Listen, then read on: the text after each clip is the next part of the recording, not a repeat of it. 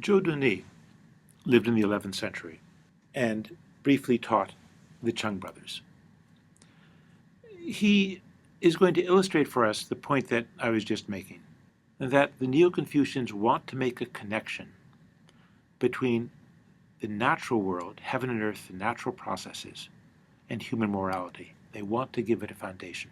And the way Zhou Duni does it in this piece is to pick up this diagram that came down to him and explain it as something that moves from non-being. You see that in the very circle at the top, through the supreme or the great ultimate in which yin and yang are operating, to the 5 phases of change, to the ways of male and female and procreation down into the realm of sagehood. In fact, his text, which we'll look at now, explains a bit more, although it's not always free of obscurity. Let's look at the text. So what I want to draw our attention to here is this notion that the great ultimate, this term that he uses for something beyond which we cannot go, that it is what generates yin and yang. Yin and yang, in turn, generates the 5 phases of water, wood, fire, metal, and earth. The 5 phases, thus, he says, are one system of yin and yang constitute one great ultimate.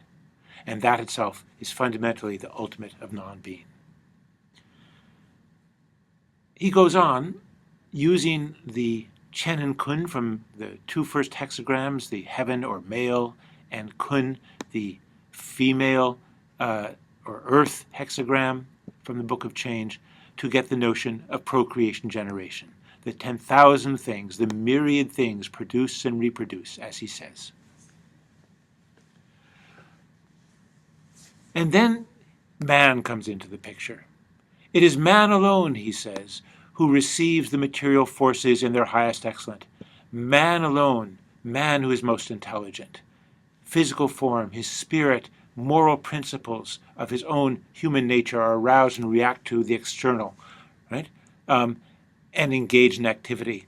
And when they engage in activity, good and evil are distinguished. And what is the best man of all, the best human of all, the sage? He settles all of these affairs through the principle of the mean, correctness, humanity, and righteousness. Right? This is the way of the sage, Zhou Duni says. The superior man cultivates these moral qualities and enjoys good fortune, and so on. But all of this is part of this one system, and Zhou Duni is tracing it back to the Book of Change, a system in which the human and the moral is grounded in nature itself. It has a real foundation. Now, Zhou Duni has something else to say, and a book that he writes, this one chapter, a very famous chapter, from the Comprehending the Book of Change, is called. And actually, you may recall that we already saw exactly this passage in Calligraphy by Dong Chi-Chang when we were talking about Confucius. And Zhou Duni is, of course, talking about how to be a sage, how to be a Confucius yourself. And he's asked in a dialogue that he makes up, Can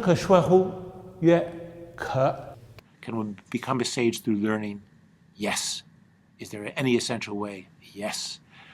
The idea, then, that you can become a sage through learning, that you don't have to be born one, that it's not a matter of being a king or receiving heaven's mandate, but one can be a sage through learning, is one of the central ideas of Neo-Confucianism.